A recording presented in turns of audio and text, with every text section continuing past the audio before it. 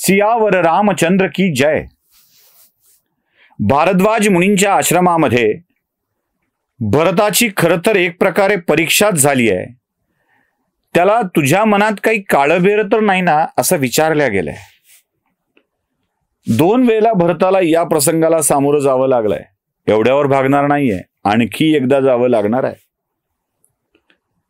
भरद्वाज मुनींच्या मनातल्या शंका दूर झाल्यानंतर त्यांचा भरताविषयीचा आदरभाव वाढतोय, ममत्व वाढतंय, प्रेम वाढतंय। उलट भरताविषयीचा गर्व त्यांच्या मनामध्ये येतोय। ते म्हणाले, अरे अभिमान वाटतो या रघुकुळातल्या पुत्राचा की जो आपल्या भावाला राज्य परत देण्यासाठी ह्या सगळ्या व्यवस्थेला सोबत घेऊन निघालाय। भरता, रामचंद्रांना मी जो रस्ता सांगितला होता तोच रस्ता तुला आता सांगतो आहे। त्या मार्गाने इथून काही कोस अंतरावर असलेल्या चित्रकूट पर्वतावर तू जा आणि तिथे तुला रामचंद्र भेटतील। तिथेच तू रामचंद्रांना भेटू शकतोस।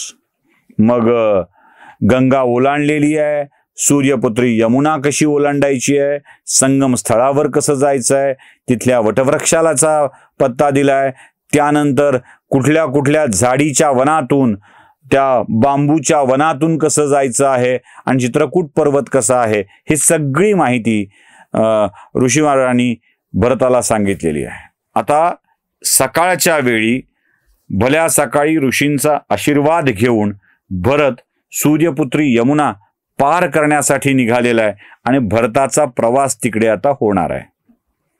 दरम्यानच्या काळामध्ये म्हणजे आपण रामचंद्रांच्या प्रवासाची कथा याच ठिकाणी सोडून परत सुमंत्रांच्या सोबत अयोध्येमध्ये आलो होतो आणि अयोध्येतला सगळा घटनाचक्र मी तुम्हाला सांगितलं होतं। याच कालखंडामध्ये यमुनेच्या तीरावरून दक्षिणेकडे असलेल्या चित्रकूट पर्वतावर रामचंद्र जात आहेत आणि रामचंद्र त्या चित्रकूट पर्वतावर आपला निवास निश्चित करतायत।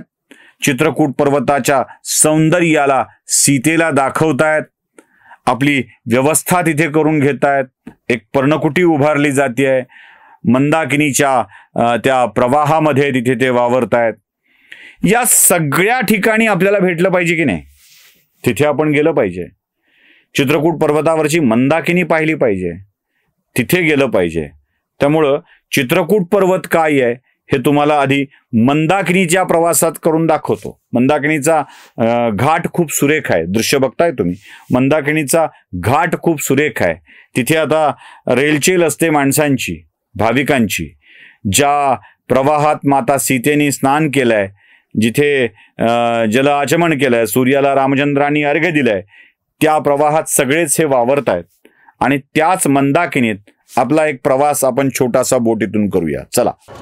अयोध्येमध्ये प्रभू रामचंद्राचा जन्म, तिथे राज्यकारभार होणं, त्यानंतर मग त्यांना वनवासाची इच्छा पूर्ण करावी लागणं, मग ते नंदीग्रामी भरताची भेट, वनवासाला निघताना आपण शृंगवेरपूरला जिथे रामायणाची सुरुवात झाली होती, ज्या शृंग ऋषींनी पुत्रकामेष्ठी यज्ञ दशरथासाठी केला होता, ते सगळं आपण बघितलं होतं। तिथून पुढे मग त्या वनवास झाल्यानंतर तो शृंगवेरपूरला आल्यावर तिथूनच केवट आणि त्यांना नावेतून पार करणं, या सगळ्या गोष्टीही आपण रामायणाच्या इतिहासामध्ये बघितलेल्या आहेत। मी इतिहासामध्ये हा जाणीवपूर्वक शब्द वापरतोय। मी रामायण ही फक्त कथा नाही आहे, रामायण हे फक्त पुराण नाही आहे, तर रामायण आमचा इतिहास आहे आणि असा दैदिप्यमान इतिहास जो ऐकताना वाचताना आम्हाला मनस्वी आनंद होत असतो। आता मी आहे चित्रकूट ग्रामी, आमच्या लोकांना दाखवायला लावतो। बघा, मी ज्या नदीत फिरतोय तिचं नाव आहे मंदाकिनी। या मंदाकिनी नदीतून प्रवास करत करत रामघाट, जिथे वेगवेगळ्या ठिकाणी भरताची भेट झाली, ती सगळी ठिकाणं मी तुम्हाला दाखवणार आहे। चित्रकूट पर्वतावर, चित्रकूट धाममध्ये मी आहे। खरं तर हे गाव मध्य प्रदेशचं की उत्तर प्रदेशचं असा एक मोठा प्रश्न सगळ्यांच्या समोर असतो। कोणत्याही प्रदेशचं असो, हा घाट, हा हे गाव उत्तर प्रदेशचा आहे की मध्य प्रदेशचा मला माहीत नाही, पण हा रामप्रदेश नक्कीच आहे।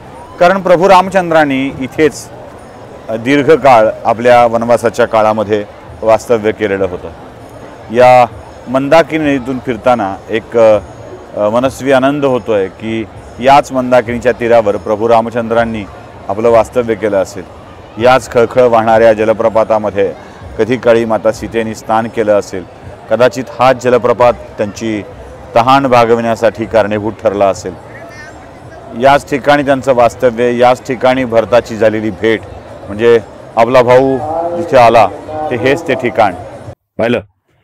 आता याच मंदाकिनीच्या तीरावर रामचंद्र माता सीतेसोबत फिरलेले आहेत आणि याच मंदाकिनीच्या काठावरती श्रीरामचंद्रांनी आपली पर्णकुटी बांधलेली आहे. याही पर्णकुटीची ओळख मी तुम्हाला करून देतोय. मी त्या मंदिराच्या समोर उभा आहे ज्याला आता मंदिराचं स्वरूप दिलं गेलेलं आहे.